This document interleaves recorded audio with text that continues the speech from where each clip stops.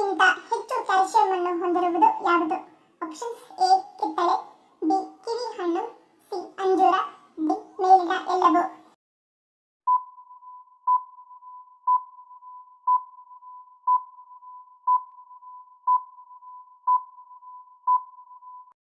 ಸರಿಯಾದ ಉತ್ತರ option B ಮೇಲಿನ ಎಲ್ಲವೂ. ಒಂದು ಕಿತ್ತಳೆ ವಿಟಮಿನ್ ಸಿ ಗಿಂತ ಹೆಚ್ಚಿನ ಪೋಷಕಾಂಶಗಳನ್ನು ನೀಡುತ್ತದೆ. ಅಲ್ಲದೆ ಒಂದು ಮಧ್ಯಮ ಗಾತ್ರದ ಆರೆಂಜ್ ಹಣ್ಣಿನಲ್ಲಿ 43 ಮಿಲಿಗ್ರಾಂ ಕ್ಯಾಲ್ಸಿಯಂ ಇದೆ. ಕ್ಯಾಲ್ಸಿಯಂ ಭರಿತ ಹಣ್ಣುಗಳಲ್ಲಿ ಒಂದಾದ ಅಂಜೂರವು ಕ್ಯಾಲ್ಸಿಯಂ ಜೊತೆಗೆ ಪೊಟ್ಯಾಷಿಯಂ, ಫೈಬರ್ ಮತ್ತು ಉತ್ಕರ್ಷಣ ನಿರೋಧಕಗಳಿಂದ ಕೂಡಿದೆ. ಇನ್ನು ವಿಟಮಿನ್ ಸಿ ಯ ಅತ್ಯುತ್ತಮ ಮೂಲವಾದ ಕಿವಿ ಕೂಡ ಕ್ಯಾಲ್ಸಿಯಂ ಭರಿತ ಹಣ್ಣುಗಳಲ್ಲಿ ಒಂದಾಗಿದೆ. ಇನ್ನು ಪಪ್ಪಾಯಿ ಹಣ್ಣು ಕ್ಯಾಲ್ಸಿಯಂ ಜೊತೆಗೆ ವಿಟಮಿನ್ ಸಿ ಮತ್ತು ವಿಟಮಿನ್ ಎ ನಂತಹ ಅಗತ್ಯ ಜೀವಸತ್ವಗಳಲ್ಲಿ ಸಮೃದ್ಧವಾಗಿದೆ. ಇದು ರೋಗ ನಿರೋಧಕ ಶಕ್ತಿಯನ್ನು ಹೆಚ್ಚಿಸುತ್ತದೆ ಮತ್ತು ಕಣ್ಣಿನ ಆರೋಗ್ಯವನ್ನು ಬೆಂಬಲಿಸುತ್ತದೆ.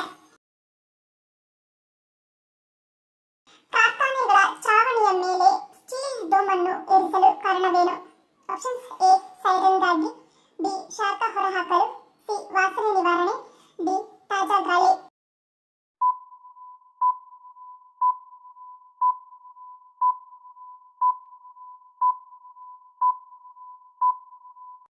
ಆಪ್ಷನ್ ಸಿ ಮತ್ತು ಡಿ.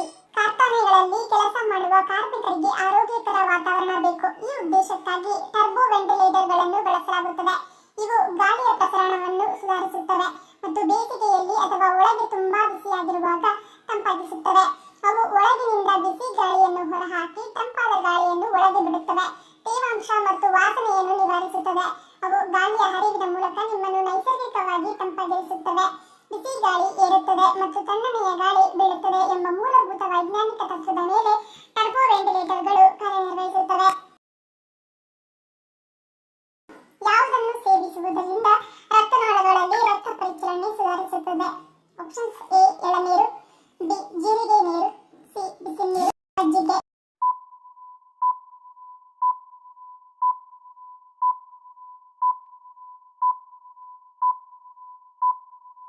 ಉತ್ತರ ಆಪ್ಷನ್ ಸಿ ಬಿಸಿ ನೀರು. ಬಿಸಿ ನೀರನ್ನು ಕುಡಿಯುವುದರಿಂದ ರಕ್ತನಾಳಗಳಲ್ಲಿ ರಕ್ತ ಪರಿಚಲನೆ ಸುಧಾರಿಸುತ್ತದೆ. ಇದರಿಂದ ದೇಹದ ವಿವಿಧ ಭಾಗಗಳಿಗೆ ಆಮ್ಲಜನಕ ಮತ್ತು ಪೋಷಕಾಂಶಗಳು ಸರಿಯಾಗಿ ಸಾಗುತ್ತದೆ. ಸ್ನಾಯುಗಳ ಒತ್ತಡ ಮತ್ತು ಸ್ನಾಯುಗಳ ಸಡಿಲಿಕೆಯನ್ನು ಬಿಸಿ ನೀರು ನಿವಾರಿಸುತ್ತದೆ. ಸ್ನಾಯುಗಳು, ಸಂಧಿವಾತ ನೋವು ಮತ್ತು ಮಹಿಳೆಯರಲ್ಲಿ ಮುಟ್ಟಿನಂತವಕ್ಕೆ ಬಿಸಿ ನೀರು ಪರಿಹಾರ ನೀಡುತ್ತದೆ. ಆರೋಗ್ಯಕರ ಆಹಾರ ಮತ್ತು ನಿಯಮಿತ ವ್ಯಾಯಾಮದೊಂದಿಗೆ ಸಂಯೋಜಿಸಿದಾಗ ತೂಕ ನಷ್ಟ ಪ್ರಯತ್ನಗಳಲ್ಲಿ ಬಿಸಿ ನೀರು ಪ್ರಮುಖ ಪಾತ್ರ ವಹಿಸುತ್ತದೆ. ಹೆರಿಗೆಯ ನಂತರ ಸಣ್ಣ ಆಗಲು ಯಾವ ಪೋಷಕಾಂಶ ಭರಿತ ಪಾನೀಯ ನೆರವಾಗುತ್ತದೆ?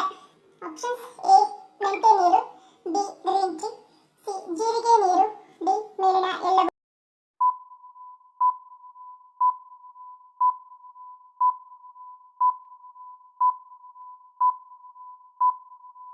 ಉತ್ತರ ಆಪ್ಷನ್ ಡಿ ಮೇಲಿನ ಎಲ್ಲವೂ. ಹೆರಿಗೆಯ ನಂತರ ತೂಕ ನಷ್ಟವನ್ನು ವೇಗಗೊಳಿಸಲು ಉತ್ತಮ ಪಾನೀಯವೆಂದರೆ ಮೆಂತೆ ನೀರು.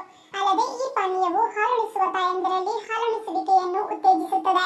ಜೀರಿಗೆ ಜೀರ್ಣಕ್ರಿಯೆಗೆ ಸಹಾಯ ಮಾಡುವುದರ ಜೊತೆಗೆ ಉಬ್ಬುವಿಕೆಯನ್ನು ಕಡಿಮೆ ಮಾಡುತ್ತದೆ. ಇದು ನಿಮ್ಮ ಕೊಬ್ಬಿನ ಚಯಾಪಚಯ ಕ್ರಿಯೆಯನ್ನು ಸುಧಾರಿಸುತ್ತದೆ.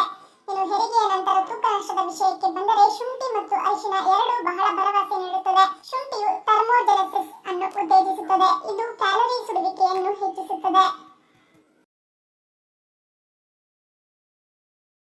ಗರ್ಭಾವಸ್ಥೆಯಲ್ಲಿ ಎದೆ ಉರಿ ಮತ್ತು ವಾಕರಿಕೆಯನ್ನು ತಡೆಯುವ ಶಕ್ತಿ ಯಾವ ಹಣ್ಣಿಗಿದೆ? ಆಪ್ಷನ್ಸ್ ಎ ಸೇಬು, ಬಿ ಕರ್ಬೂಜ, ಸಿ ಕಲ್ಲಂಗಡಿ, ಡಿ ತಾಟಿನಿಂಗು.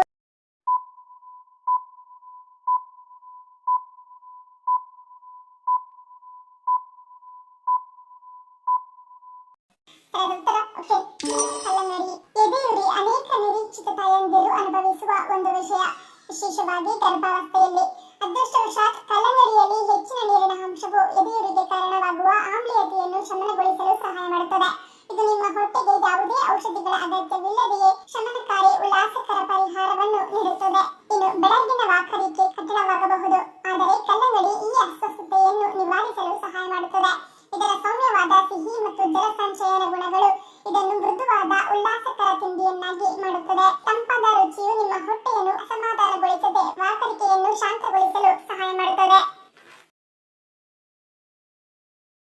ಇಡೀ ವಿಶ್ವದಲ್ಲಿಯೇ ಅತ್ಯಂತ ಪರಿಶುದ್ಧ ಗಾಳಿಯನ್ನು ಹೊಂದಿರುವ ದೇಶ ಯಾವುದು? Options A Bharat, B Thailand, C Australia, D Singapore.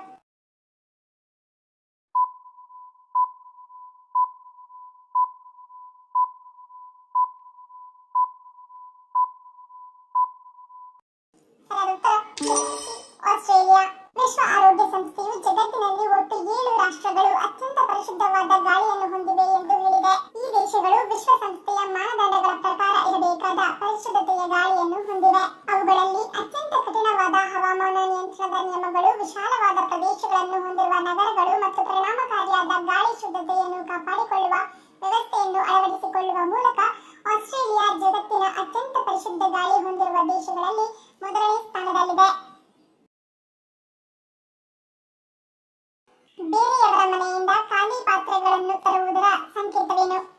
Option A ಅಪಘಾತ, ಬಿ ಆಯುಸ್ಸು ಕುಂಠಿತ, ಸಿ ದುರದೃಷ್ಟ, ಡಿ ಅಶುಭ.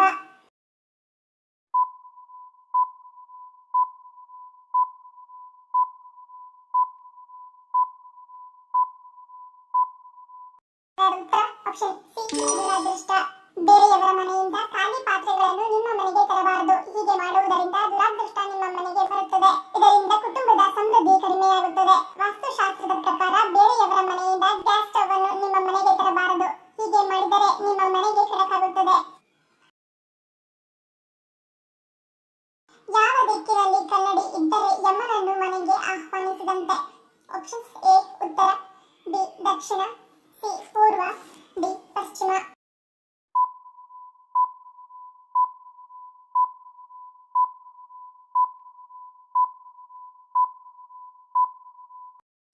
ಉತ್ತರ option B Dakshina.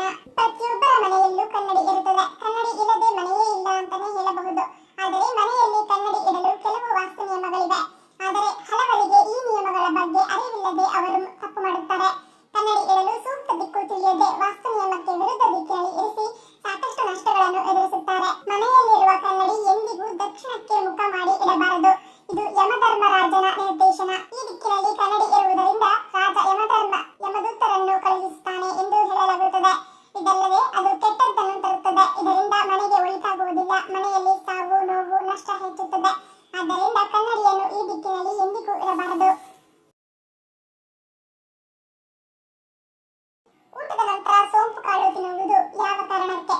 Options A gastric ನಿವಾರಣೆ, ಬಿ ಒತ್ತಡ ನಿಯಂತ್ರಣ, ಸಿ ಜೀರ್ಣಶಕ್ತಿ ವೃದ್ಧಿ, ಡಿ ಮೇಲಿನ ಎಲ್ಲವೂ.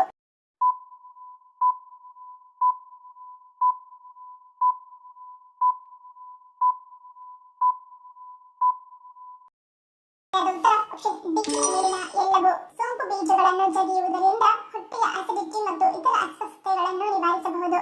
ಸೋಂಪು ಬೀಜಗಳು ಜೀರ್ಣಾಂಗ ವ್ಯೂಹದ ಸ್ನಾಯುಗಳನ್ನು ಸಡಿಲಗೊಳಿಸುವ ಸಂಯುಕ್ತಗಳನ್ನು ಹೊಂದಿದ್ದು, ಇದು ಆಮ್ಲ ಹಿಮ್ಮುಖ ಅರಿವಿಗೆ ಕಾರಣವಾಗುವ ಸೆಳೆತ ಮತ್ತು ಸಂಕೋಚನಗಳನ್ನು ಕಡಿಮೆ ಮಾಡುತ್ತದೆ. ಸೋಂಪು ಕಾರ್ಬನೇಟೆಡ್ ಎನ್ನುವ ಗುಣಲಕ್ಷಣಗಳನ್ನು ಹೊಂದಿದ್ದು, ಹೊಟ್ಟೆಯ ಆಮ್ಲವು ಅನ್ನನಾಳಕ್ಕೆ ಮತ್ತೆ ಹರಿಯುವುದನ್ನು ತಡೆಯುವ ಸ್ನಾಯುವಾದ ಕೆಳ ಅನ್ನನಾಳದ ಸ್ಪಿಂಕ್ಟರ್ ಮೇಲಿನ ಉಬ್ಬುವುದು ಮತ್ತು ಒತ್ತಡವನ್ನು ಕಡಿಮೆ ಮಾಡುತ್ತದೆ. ಭಾರತದ ರಾಷ್ಟ್ರೀಯ ಆಹಾರ ಯಾವುದು ಮತ್ತು ಅದೇ ಏಕೆ? ಆಪ್ಷನ್ಸ್ ಎ ಅನ್ನ, B chapati, C khichdi, D ಕೋಳಿ ಮಾಂಸ.